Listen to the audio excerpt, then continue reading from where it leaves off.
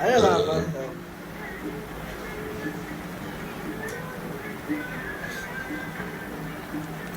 قال له هاي لا ولا شنو؟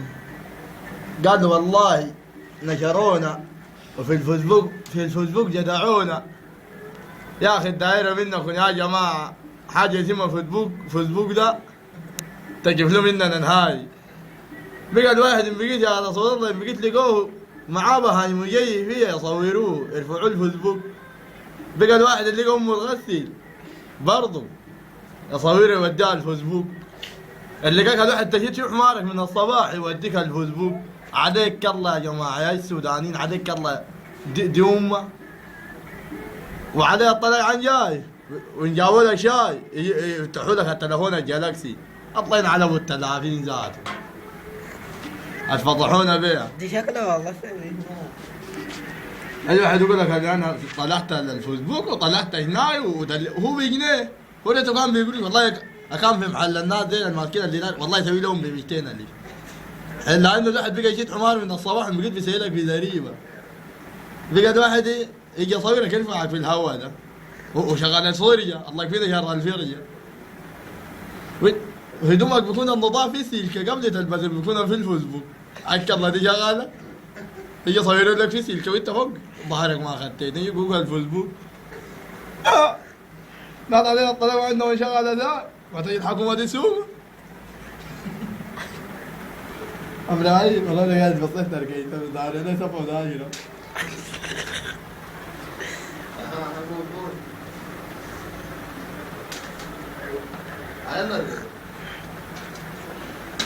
لا محمد ابراهيم الكبير خششوا لنا الفيسبوك. الفيسبوك ده عليك الله عند ما دخل فيه فايروس ودخل هو راح مطلع نطلق ده فايروس كمان ما كجوال. يقول الفيسبوك يخدع له ناس راغين حناكيه يا اخي.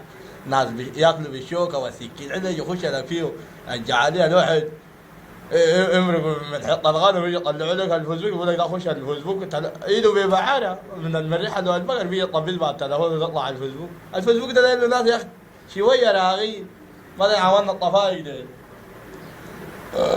الحمد لله. يلا ثواني التلوان اللي نحطها على يمين عليها رضا ما والله ما اسوي عليك كيف قاعد يشغلك سوا لا والله ما كان هلا علينا يا عباس. ما علي قلت لك أربعة قلت أنا ما ألعب ما تطير الصقر ما تطير الصقر. حتى قال ما تطير الصقر ما تطير الصقر. ما تطير الصقر قبالي توري شطوا عن معلي مصير الموت قدر ما يعيش. لكن الخواج المواقف لهم تفتيش سوينا التلافين في البلد يا الله اكبر.